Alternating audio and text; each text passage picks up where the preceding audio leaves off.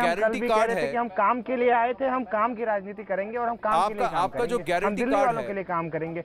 और जी, आपका जो गारंटी कार्ड है, उस गारंटी कार्ड में दिल्ली के लिए कोई विजन नहीं। हाँ, कई सारे वादे हैं, पर दिल्ली के लिए 5 साल में आप दिल्ली को कहां देखना चाहते हैं? क्या ऐसा कोई एक साफ विजन व्यक्त किया गया है? क्योंकि बात अब आगे की भी है, मनीष सिसोदिया के ऊपर कितना दारोमदार होगा। क्या आपकी कैबिनेट में मनीष सिसोदिया की वही भूमिका होगी? क्या अरविंद केजरीवाल मुख्यमंत्री होंगे, Manish Sisodia deputy chief minister, या 2 डेप्यूटी चीफ मिनिस्टर होंगे और अरविंद केजरीवाल नेशनल पॉलिटिक्स में फोकस करेंगे? नहीं, देखिए, अभी जो आज हमें मैंडेट मिला है वो दिल्ली की अगले 5 साल की सेवा के लिए मिला है, और पार्टी अगले 5 साल के लिए जो मैंडेट दिल्ली वालों ने दिया है उस पर फोकस करने वाली है। और जो गारंटी कार्ड हमने दिल्ली वालों के बीच लॉन्च किया है और जो मैनिफेस्टो हमने दिल्ली वालों के बीच लाए हैं, उसको फुलफिल करना हमारी फर्स्ट प्रायोरिटी रहेगी। 63-60 पे आकर रुक गया है थोड़ा। दिल्ली के लिए विजन है, उसमें हम यमुना की सफाई की बात कर रहे हैं, यमुना की सफाई की बात कर रहे हैं, 24 घंटा साफ पानी की बात कर रहे हैं, महिला सुरक्षा के लिए और सीसीटीवी की बात कर रहे हैं। बिल्कुल दिल्ली का विजन है।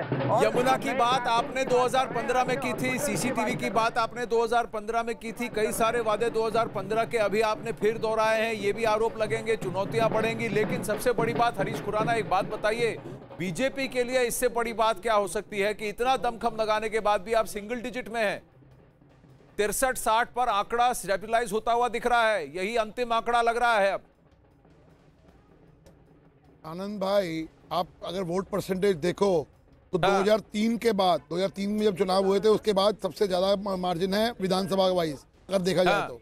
देखिए, मैं फिर कहता हूँ, चुनाव आते हैं जाते हैं, जीत होती है, हार होती है। हार का हम आकलन करेंगे। क्यों? 8 महीने पहले इनका वोटिंग परसेंटेज कितना था और 8 महीने बाद इनका वोटिंग परसेंटेज कितना क्यों हुआ? ये इनसे इनका नाम हरीश खुराना है क्या? 2003 को 2020 इनका नाम हरीश खुराना है, जिनसे बुलवा लो।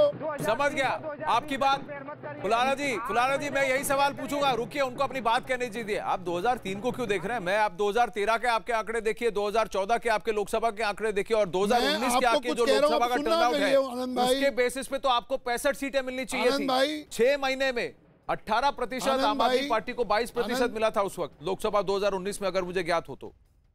आनंद भाई, किससे कंपेयर करोगे? विधानसभा को विधानसभा से करोगे ना कंपेयर। खुराना जी, एक मिनट, हरीश खुराना बोले, फिर मैं आपकी ओर आता हूं।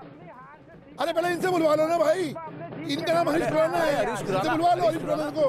हरीश खुराना, आराम से, गुस्सा क्यों रहे? उनके पास शोर है, उनको पता नहीं मैं किससे पूछ रहा हूँ। वहाँ ढोल बज रहे हैं, नगाड़े बज रहे हैं, फुलारा जी के पीछे ढोल नगाड़े बज रहे हैं, थोड़ा ऑडियो कम जा रहा है उनको। आज जीत की खुशी है, आप थोड़ा हंस लीजिए। आप जरा जवाब दीजिए, 2003 की बात कीजिए।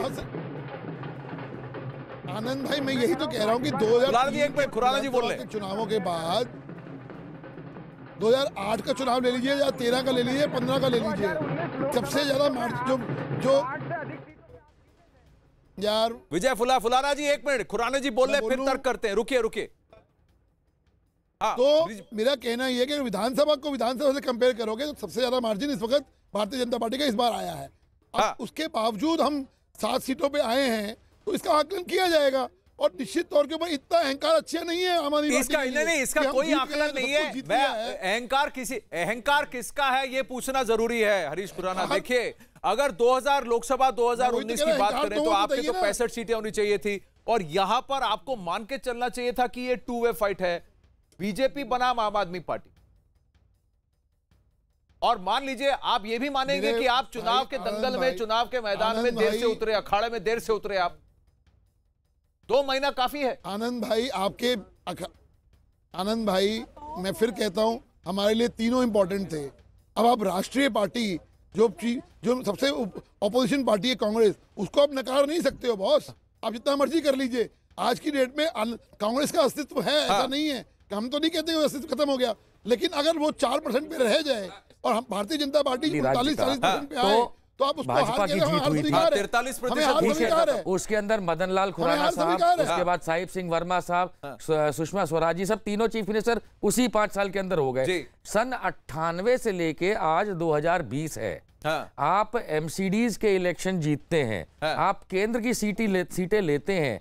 क्या 22 साल में आप अगर दिल्ली में अपना एक सरकार नहीं बना पाए तो इसमें आत्ममंथन क्या रह गया है?